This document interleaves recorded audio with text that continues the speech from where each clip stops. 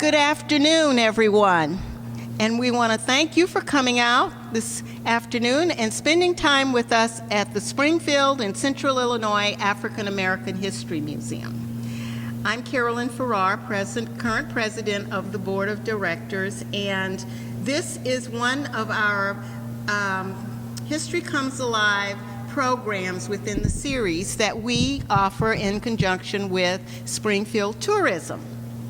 And today, we are so honored to have two very important speakers and two speakers that you're going to learn an awful lot about in an area that maybe you didn't know a lot about. First of all, I want to introduce or give you a couple of words about Mr. Bob Moore. I've known Bob a long time, I think, sort of. I'm not a native of Springfield, but he's been around, and I think I have known him since I've been in Springfield. And he brings more than 40 years of practical, administrative, managerial, supervisory, and academic experience to this work of being a United States Marshal. He has written several pieces on this, and he wants to do a chronological study of the U.S. Marshals, especially Black U.S. Marshals, in written history as well as in museums. And so he's done quite a bit in collecting many artifacts and memorabilia about the U.S. Marshals. So he's going to be with us today. And to make it even better, we have Mr. Brandon Heffner, who is the current U.S. Marshal. And he's going to talk about of times today and the importance of his role and what he plays in today's arena as being a U.S. Marshal. So I'm not going to take up any more time. I'm going to put them on stage and let you learn about their exciting careers and what they have to offer you about various aspects of their jobs. Bob? Mr. Heffner, if you want, they can see you. You can stay there until I get ready to come. Good afternoon, and thank you. I am excited about being here with you all today, and I'm excited about seeing you all in the audience here. We have one 10-year-old here, and he came specifically. He might become a U.S. Marshal down the road. I told him it's been 10 years, but it's a good way to start. My name is Robert Moore. This is the story. We're going to tell you a story. And everybody likes stories. We know that. Stories, this is the story of Black United States Marshals and their struggle for recognition. And I use the word recognition because we were left out of history. We were left out of the history books. And so our struggle to get recognized has taken on a world of its own. And I'm glad to be at the forefront of that recognition piece. As you can see, the badges up there, and I have some badges here that I probably I want you to look at, because they go all the way back to when the Marshal Service started. So this will be on display up here, but these are the badges that go all the way back to the 1800s and up until the present. So there, in the exhibit here, I've got part of my exhibit that I want you to take kind of a look at. It says reading when we get through here. I'd like to go to the second slide, if you don't mind. This is me.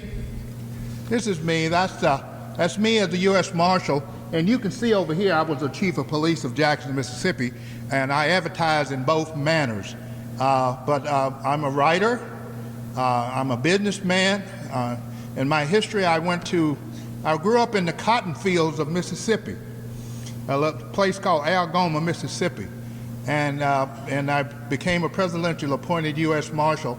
And growing up in Mississippi, never dreamed I'd meet a president, never dreamed I'd go to college, never dreamed I would become a U.S. Marshal. But I did.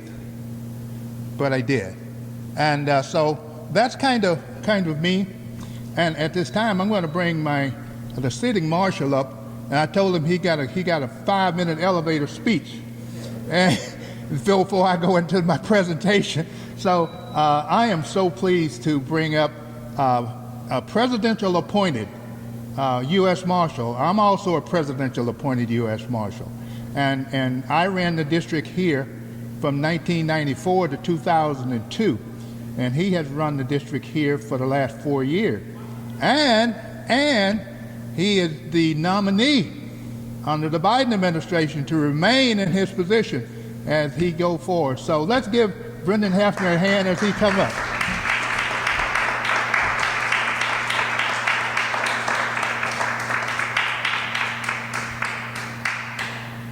Good afternoon, and it is a real honor. Oh, okay. Can you hear me now? Good afternoon, and it is a real honor to be here before you.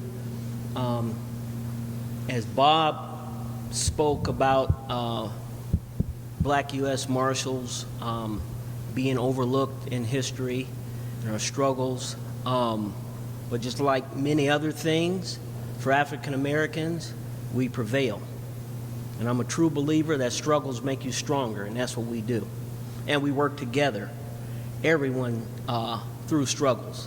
I will tell you that while I did not come up in cotton fields like Bob did, but we share a similarity in that neither of us thought we would ever be U.S. Marshals.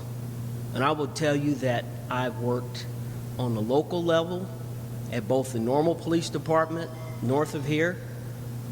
I've worked for the Illinois State Police, where I retired as Lieutenant Colonel. I was very proud to do that. That is also where I met Bob.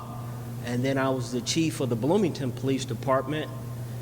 And then somebody named Bob came and talked to me about being U.S. Marshal, or at least applying and going through the process.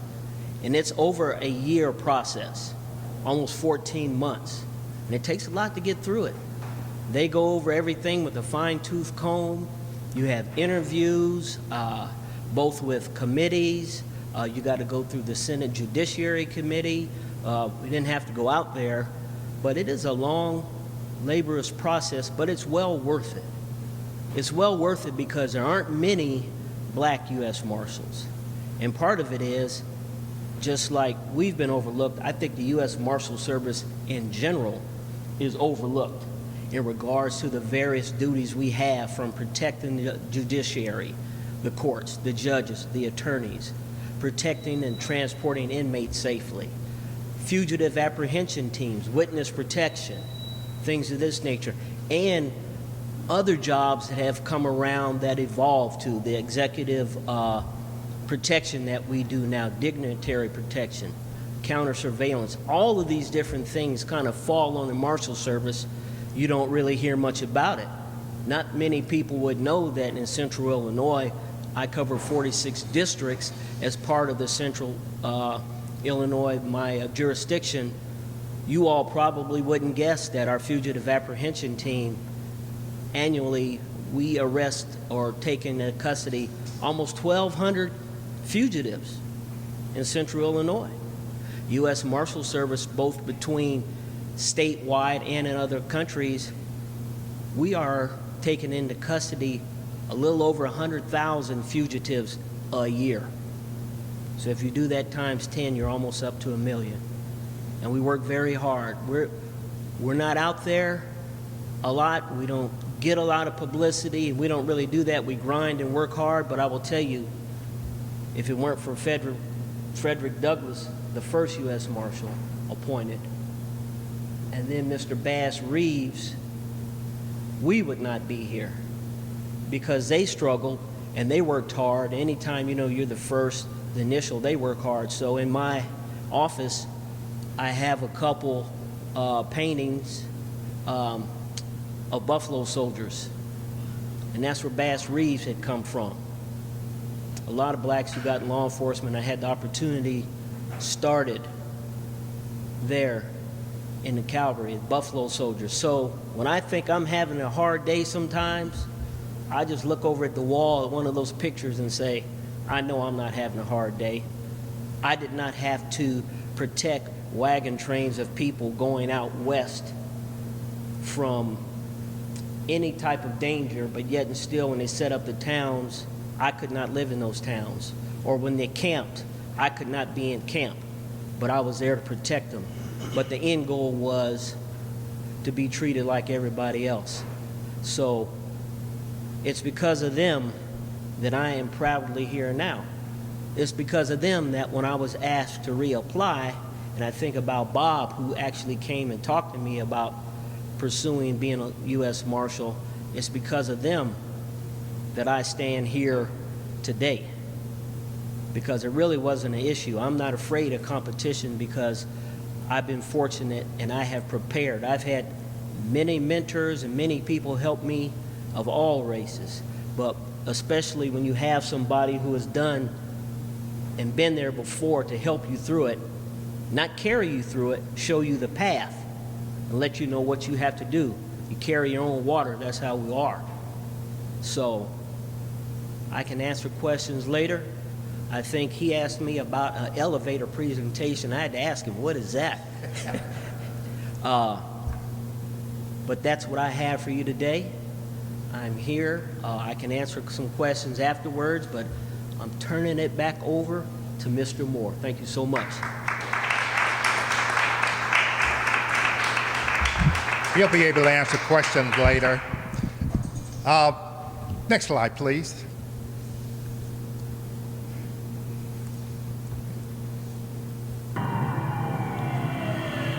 The prince from the crime scene, Matt yours.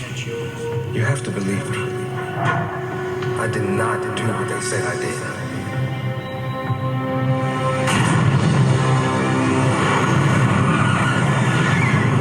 Oh no.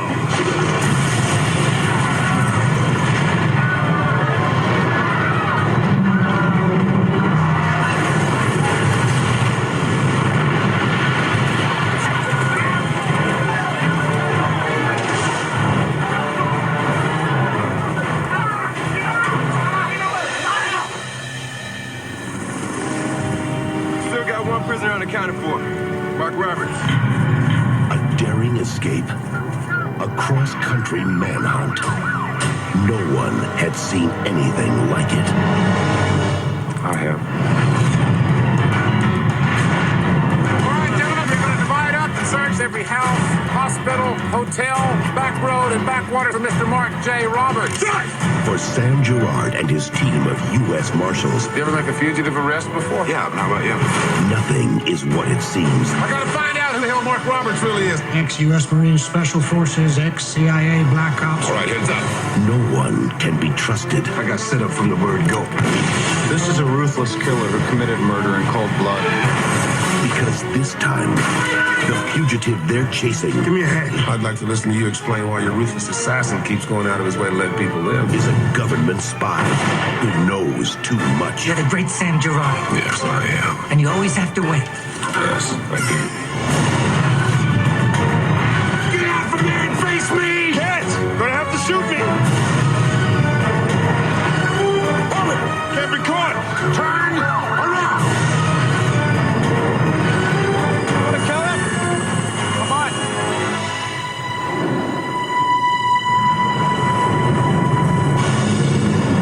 Still at large, he's armed, he's dangerous.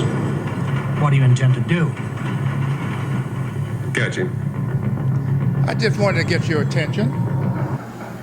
I just wanted to get your attention to let you know that fugitive hunters, we are fugitive hunters also. And this is a fictional.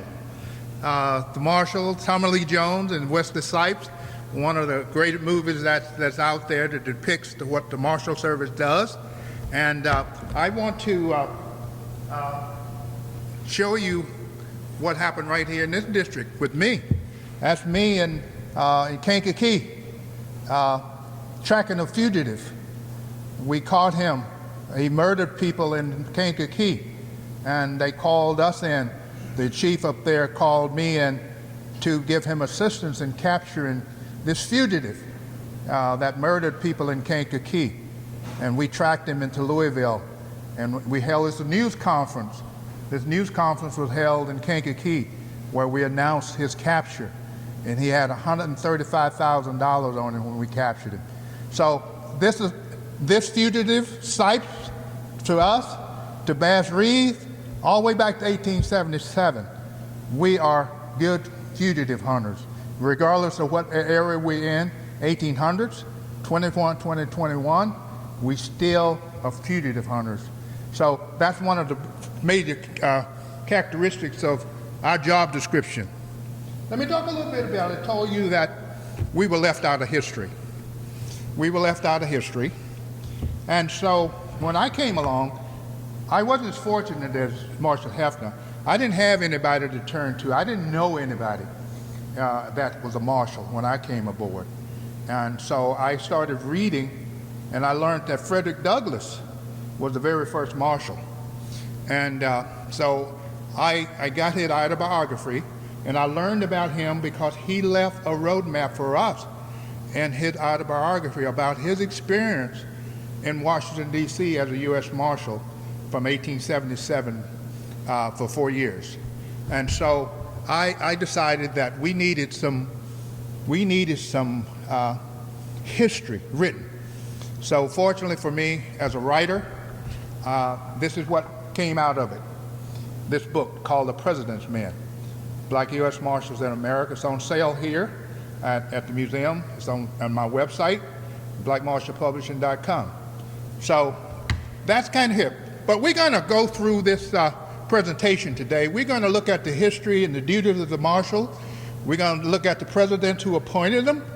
We're going to interesting facts about black marshals, the first black marshals in Illinois. And we will call that right over there. He's a local marshal. Ski Marshal is our forerunner right here in central Illinois.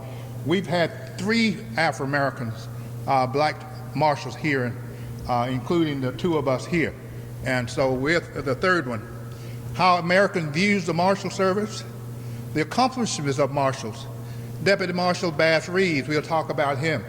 And we'll talk about Douglass, Luke Moore, and profile of myself, Black Marshals Publishing book. Next, please. This is Bass Reeves. Bass Reeves, he's on the corner there, I think. He was left out of history. He was left out of history, even though he was with these white deputies and working alongside of them. The original book that came out by the Marshal Service talked about the white marshals, deputy marshal, didn't mention Bass Reeves. And Bass Reeves' record, he killed 14 men in the line of duty, arrested his own son, made over 3,000 arrests.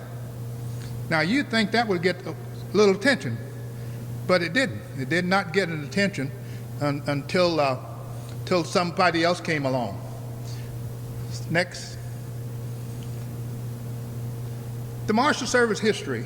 In 1779, the first Congress promulgated the Marshal Service, which included the U.S. Judges and U.S. attorneys. And the Marshal Service is the oldest law enforcement agency in the nation. And President George Washington appointed the first 16. The first 16. Of course, they were all white. They were all white, of course. Next. So this, our president, those are the presidents, those are the marshals that were appointed way back in 1700s. And George Washington was he was the person that did that. And so that has trickled down all the way down to present, where President Biden is going to be appointing the marshal again here. So it started way back when. And so we're in a long line of history here. And the difference, sometimes we talk about history, we are a living history because we are looking for future marshals. We are looking for future marshals. So the history, what we present, it's twofold. It brings about history, but we're also looking for people to follow in our footsteps. Next. The duties. There are 94 districts, judicial districts in the United States. In Illinois, there's 3. There are 3 districts. There's the northern, southern, and central. We're in the central district. And each district has a marshal. Each district has a U.S. attorney. Each district has judges. So Senator Durbin makes all the recommendations in terms with Senator Duckworth. They make all the recommendations of who get hired in Illinois, who gets to become a U.S. attorney, who gets to become a U.S. marshal. And they forward it up to the president. We track fugitives. We do warrants and subpoenas, assets forfeiture, assist in the local sex offender trafficking. That wasn't there when I was there. That was not there. Is that still part of the big thing now? That and witness protection. Witness protection. Yeah, we sex offender we do now as well as witness protection. Good. Witness protection, you've seen quite a few movies about witness protection. This is a real. We are real about that. We do that. Next. The Marshal Service is confirmed by the Senate. The executive branch make the recommendation. The legislature down at the Durbin era make the recommendations up. And the judicial branch swears us in. So, but the president sits at the top. He makes that recommendation, and so he has to make that. He has to make that appointment. The U.S. senators in every state make recommendations to the U.S. Marshal, to the president, and where there's no senator, where there's no sitting senator, the representatives make those recommendations. The House of Representatives people make the recommendation. Next. Executive branch. The president appoints over 1,200 positions. He has over 1,200 positions to appoint. A commander-in-chief appoints cabinets and appoints U.S. marshals, U.S. attorneys, and judges. Next. The judicial branch. You sitting in the judicial branch here, if you've ever visited the courthouse here at 6th and Monroe, that's where my office was. That's where the marshal's office is, in addition to other offices in Rock Island, Urbana, and where's the other one? Urbana, Rock Island, Urbana, and Champaign, and here in Springfield. But the judiciary, when I got sworn in, we were fortunate to have a celebratory. I had about 250 people that came to my swearing in right here in Springfield. That was a celebratory. But this gentleman here was from Alabama. He's getting sworn in Alabama by that judge. Next. The presidents who has appointed black marshals. Rutherford B. Hayes, a Republican, way back when, in 1877, appointed Frederick Douglass. And that was the reason he appointed Frederick Douglass, because the radical Republicans were demanding it. And so Douglass got appointed because of that. It took us 85 years before we got the next black United States Marshal appointed in 1962 by John F. Kennedy. 85 years. You talk about the struggle. I said about the struggle when I first started off. This was part of the struggle that we have endured and trying to become U.S. Marshals in the system. Next. President Richard Nixon. Very interesting story about him. He got impeached, and he appointed a black marshal out of Baltimore, and he got the appointment, and the black marshal had to serve the Watergate subpoena on his White House. That's an interesting fact. That's a fact. The marshal that he appointed in D.C., he was the marshal in D.C. He received that judicial order, that subpoena for the Watergate tapes, and he delivered it. Jimmy Carter broke the color line for us. He appointed 17 black marshals in his first term. He was a one-term president. A one-term president, but he appointed 17 black marshals. And we build upon that. We build upon that. Next, Reagan. Nothing too interesting about him. He appointed 3. The average for Republican presidents are 3. When the Republican administration comes in, I think that I'm going to talk a little bit about 45, because he appointed 3, but he also appointed a black director. And he also appointed the marshal sitting here. So we have some interesting stuff that goes on. George W.H. Bush, I think he was a one-term president, and he didn't make any impact on us. Next. Here's my president. Here's my president. And he appointed me in 1994. And he appointed 21 black marshals. He appointed 1/3 of all the 94 marshals was Hispanic, women, and black. 1/3. 1/3. So that's why we call him our black president. And so, but interesting how these things come about. Next. This President Bush, he got a chapter in my book. He did. I respected what he did. He broke the mold of 3 appointments for black in the Republican administration. He appointed 7. He appointed 7 black marshals and on his administration. And I had the privilege of meeting him in Jackson, Mississippi when I was the chief of police. I took a picture with him. And I had a discussion yesterday when his dad came. I refused to take pictures with him. I don't know why. I said, I told people yesterday, I don't know why I didn't take it with, I just hadn't got around to doing that. And of course, President Obama, he didn't quite reach my president's level. He didn't quite make that. His appointments were about 19, but his women and other minorities, he didn't reach the level of Clinton, where Clinton did. But he was a great president, and we all respect him for that. Next. First black marshal in Illinois. You can come up and read about him. Ski Marshall. Ski Marshall.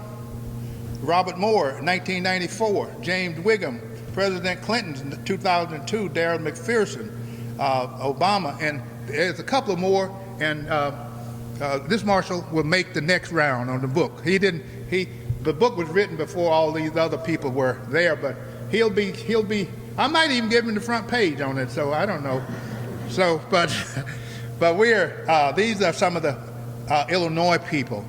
And next, John Marshall. That's Thurgood Marshall's son. Thurgood Marshall's son. He became the first black director of the Marshal Service. And that man over there with Clinton, that picture was taken in Quincy, Illinois. He came to Quincy in his last few months of his presidency, and the Secret Service called me and said, if you want to come over and get pictures with President, you come on over. So I got in my little buggy wagon and drove on to Quincy and got in line with the mayors and all the other politicians, and we had a great picture taken. And I have that signed picture with him. And but John Marshall is Thurgood Marshall's son. He's Thurgood Marshall's son. He and I were really being considered for the directorship, but somehow or another his name, I think, took precedence over Moore's name. You know, I don't think that, but that was a privilege for me to be considered, be talked to about being the director. Next, Beverly Harvard. Beverly Harvard became the first black United States female marshal from district. I worked with her in Georgia when I was a deputy chief in Georgia. She was the chief of detectives in Atlanta, and I was the chief of detectives in Savannah. And so she came later after me, but she became the first black female. Next. She became the second. You'll see her picture here. Her picture is right here. She was in Nashville, but she became the second black female. It took 220 years before we had the first black female. 220 years. Next. Now, who watched Matt Dillon last night?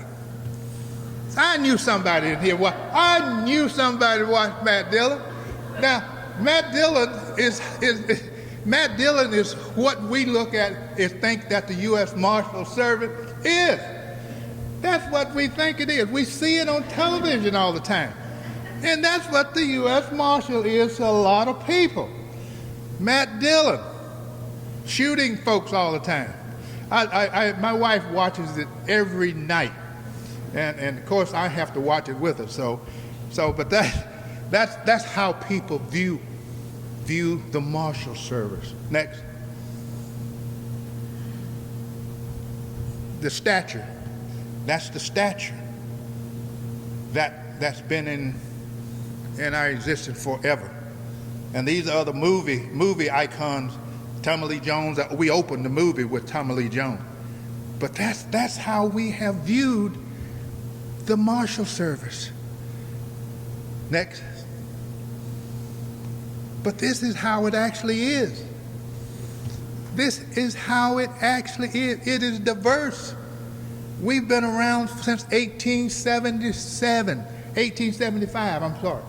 Bass Reeves was appointed Deputy Marshal 1875. Douglas became the first Marshal in 1877.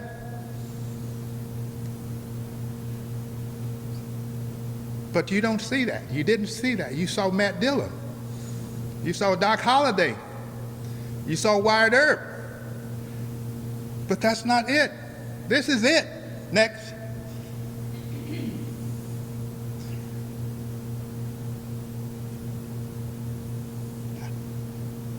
That's part of my exhibit. We won't talk too much about traveling exhibit. We travel the nation with the exhibit. It stayed here for about 2 years, but we've been all across the station: Atlanta, the Underground Railroad there in Cincinnati, Jackson. We've been all over with the exhibit. And so, next. The big question that I want somebody to answer except Jim Lewis and the Marshal: what's the difference between a U.S. Marshal and a Deputy U.S. Marshal? One's a deputy and the other is not. All right. One is presidential appointed. The Marshal sitting here and we're confirmed by the Senate. The judiciary, we have to go through the judiciary. But the deputies are hired by us. Basically centrally hired, but they hired and they work under us. Next.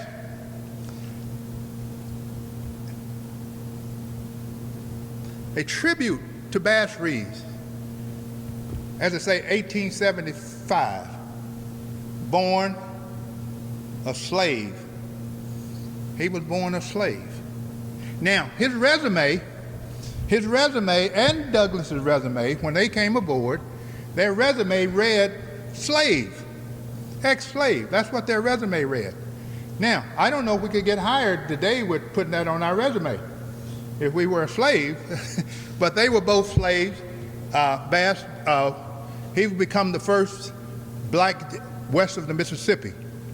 As I said, the first Deputy U.S. Marshal made over 3,000 arrests, killed 14 men in the line of duty, arrested his own son for murder, served 32 years as a federal Deputy U.S. Marshal. That wasn't enough to get him in the history books. That was not enough to get him in the history books. So that's why people like me come along, and people like you. And I tell people, stop complaining about your history. Write it yourself. Write your own history. Jim Lewis just wrote his down here. He got a book, he just wrote his. Jim was down in Mississippi. He did more things in Mississippi than I would ever do in Mississippi. More. So, next, please. $300,000 statue to Bass Reeves finally gets recognition, posthumous, in Arkansas. Fort Smith, you cross the river from Oklahoma, you run that statue. That statue is right there. 300,000. He is now gold for Fort Smith. He is gold, tourist gold. But he couldn't make the books. Now he's making every book. There's probably 5 books that's been written about him. So I've had the opportunity to visit the statue, and they're building a $50 million museum in Arkansas. And I had the occasion to go out there to speak to the board, and my topic was, don't leave us out of the museum like we were left out of the history books. I drove all the way. I got invited to come out, and I spoke not only to the board but to the mayor, and so fortunate enough. Next, this guy is fantastic. This guy, he plays Bass Reeves all over Arkansas. He is the epitome of Bass Reeves there. So, but these 2 black female deputies, they were in Arkansas with us. We had him there with us, but these black females, we're constantly recruiting black females, all kinds of females. But these 2 here are youngsters that they're into the system. Next, please. That's just a program that we had at a Noble group in Arkansas, where we brought him in to be a part of that program. Next. That's me over there with the gentleman, the white gentleman there. He's a judge. He's a judge. And he spearheaded got the money to build that statue to Bass Reeves. So there's the collaboration. There's always some collaboration with people that have money and influence and power to get things done. So if you want to get things done, find people with money, power, and influence. So that's what we do. We look for people with those, so we can get things done for our community. Next. Better look at the statue there. So put that on your to-do list. Go put that on your to-do list. Go to Fort Smith, Arkansas, and the Marshal Service Museum, $50 million museum, is going to be there, and as well as this statue. Next. Now, Frederick, as we talked about him, he wanted to become a cabinet person. That was his desire. He met with Abraham Lincoln numerous times to talk about issues, but he wanted to be a cabinet position. But there at that time, it just wasn't there. So somebody come up with the idea, well, we're going to make him a presidential appointed marshal. So he did. They made him presidential marshal. Then he became a ambassador to Haiti. Haiti's in the news right now, but he was in Haiti. And that didn't go well for him. That did not go well for him. He was also a banker, a writer, an editor. He had a resume that was just glowing. Next.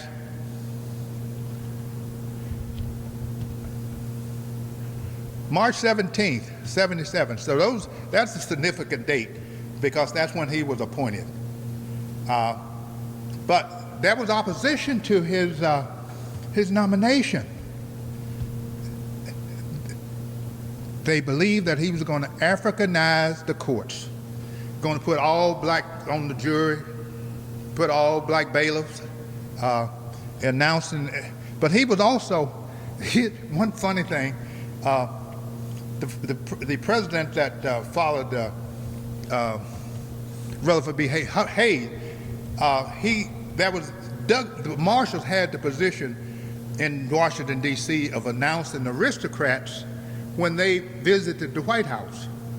That was their job. All the white marshals prior to Douglas. But when Douglas became, guess what?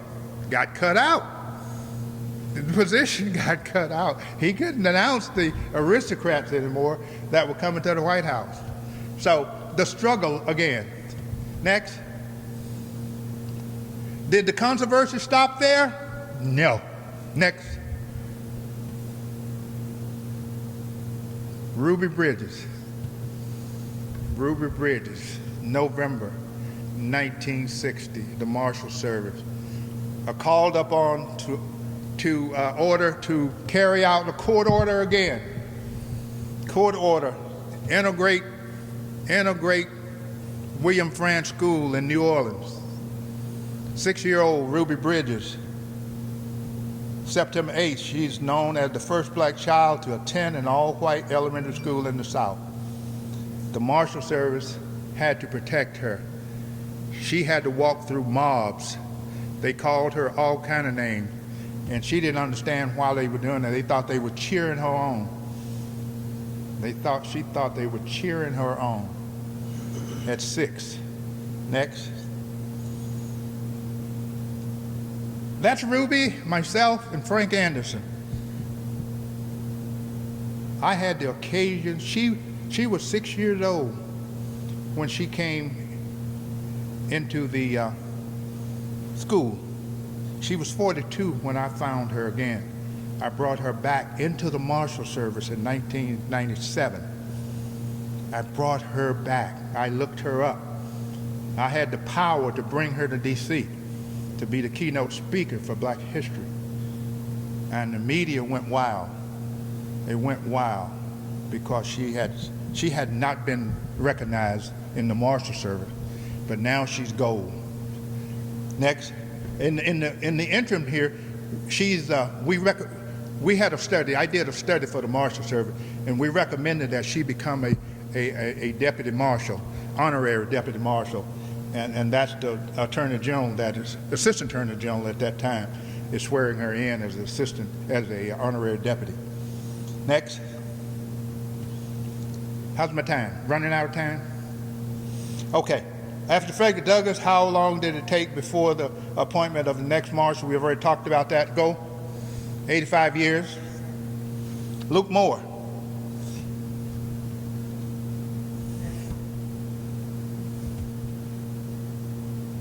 There he is. Luke Moore. No relation to me. An assistant U.S. attorney, was appointed after Douglass in Washington. After he was appointed, he was immediately sent to Ole Miss.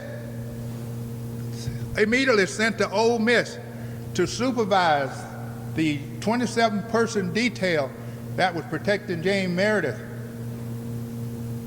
when he integrated Ole Miss in October 30, 1962. Now, I was born in Pontotoc, Mississippi, 30 miles from Oxford. That's where I live. That's where my home is still, and there. So, interesting world that quarreled around this. By whom Kennedy appointed him. Next, we'll run through them. This is Luke.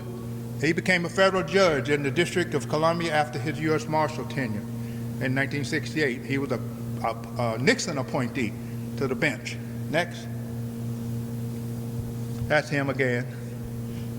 Next. The integration of Ole Miss. His footprints are all over that. But he didn't make the history books either. He didn't make the history book. And I had the occasion to call and ask the author why, the major book that was written on Ole Miss, I asked him why did he leave out Black Marshals. He said, I couldn't find none. We've heard that before, haven't we? We couldn't find them. So, but that's another part of the struggle. Next. That's what he got welcomed to Mississippi on. He didn't get a welcome to, he got white students welcome. That was what was going on in '62. Oh, Jane Meredith, that's back there. Go next. That's Meredith. That's Meredith. That's Jane Meredith. Those are the deputies, white deputies that protected Meredith. Those are the deputies that protected him when he was on that campus. There was a riot. We had to bring in the military to put down the riot that took 21,000 troops to go and hold Mississippi. The law enforcement, highway patrol, all the police department, they didn't help. They were a part of the problem. They were part of the problem. But Jane Meredith challenged everything in Mississippi. And we call that because of that, I couldn't drink out of a white fountain in Mississippi, and I grew up there prior to this. This broke the back. This piece right here broke the back of segregation in Mississippi. Next. These are the helmets that the marshals had to wear to protect, but many of them got shot, many of them got just mangled while doing that riot, and it was just an amazing event. Next. Kurt Bowden was there. Kurt Bowden was there. Here's the story of Kurt Bowden. Bowden was a 22-year-old deputy at that time. And I met him before he died. And he told me that he was a driver for Moore and that he was on the campus. And what they had to do, the Black Marshals couldn't go on campus to protect Mary. The white deputies would bring Darren Meredith to the edge of the campus and give him off to them, and they would take him to get haircuts or take him to church. But they could not go on the campus. And in 2012, I had the occasion to drive Bowden on the campus, and it was amazing to see his eyes, because he couldn't go on that campus in '62, but he could in 2012. Next. The lone black deputy. These are the marshals, the white marshals, that was in that earlier picture. In the earlier picture. Now this is the later picture here in 2012, when we found those black deputies that were there, and that author said that they wasn't there. So we found them. So we were invited back. I was invited to speak on the campus of Ole Miss. He was invited to speak on Ole Miss. And we all were honored. We all were honored for our program back in 1962. And I got honored simply because I brought it all together. I graduated from high school in '62, and when all this was going on. But 2012, 2011, I brought all this stuff together. I met with the university chancellor there, and he came to Pontotoc, Mississippi to meet with me, and I said, I have proof that there were black marshals on that detail, and so you see what happened when you use that influence. You get things done. Next. That's the picture of all the white and black marshals. Of course, that was me. There's only one. There were 6 black marshals there, but all of them were dead except Bowden, and we were able to reunite them together. And now, when I first brought this subject up, I first brought it up in Arkansas, at the University of Arkansas, and the white deputies were there, and they said, no, you're wrong. There were no black deputies there. So we had to prove to them. So they finally understood what happened there. Next. Now, this is where that riot occurred. That riot occurred in front of this building right here. It was a mess. If you haven't read the story of Ole Miss and the integration you need to read it. You need to read it. But this is the picture that we took in front of that building where that riot occurred in '62. Next. Timothy McVeigh. Timothy McVeigh. blew up Oklahoma City. That's Frank Anderson. Frank Anderson was the marshal in Indiana. He got the order to put McVeigh to death. He got the order to put him to death. That's Frank, my buddy. He's my golfing friend. He always wanted to beat me playing golf, but that was we had a lot of fun with him. But he got seriously. The Black Marshals are now starting to show up. Next. These are President Obama's 20 appointments. I said 19 earlier, but these are 20. These are his appointments. These are his appointments.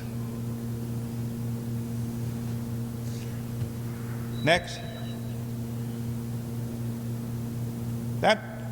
Me and President Clinton in Jackson, Mississippi, when he came to Tougaloo to be the keynote speaker for the commencement exercise. And we had the opportunity to not only meet in Quincy, but in Jackson, Mississippi. So we were pleased to have rubbed elbows with my president several times. Next. Next. If you, these are some sidelines. I can say I use influence once again. You use your influence to do stuff. This king statue that's on the Fighting the Good Fight, that king statue there, I made the recommendation to where it is right now. And I worked with George Ryan, who was the Secretary of State at the time, to get him to pay for that. But you have to use your influence wherever you can to get things done, regardless of whether it's in the civilian life or in your military life or in your law enforcement life. Next. Next. My book. The first. And now we got Biden. Biden will be, we got to update this, update the slide. We'll have Biden over there on the corner where President Obama is now. Next. My book cover. Next. Let it stay there. That's the end of my presentation. And I hope that you learned something. And we try to tell a story in all the things that we do. We try to tell a story. And it is a rich history that we have, and we are constantly waiting. We're waiting for the Biden administration to see how many Black Marshals he's going to appoint, and we should expect somewhere in the vicinity of 15 to 20, if it follows the suit with President Carter, President Obama, and President Clinton. So that's kind of where we are. So we'll answer any questions that you might have. I know you don't have any of me. You probably have. You want some of the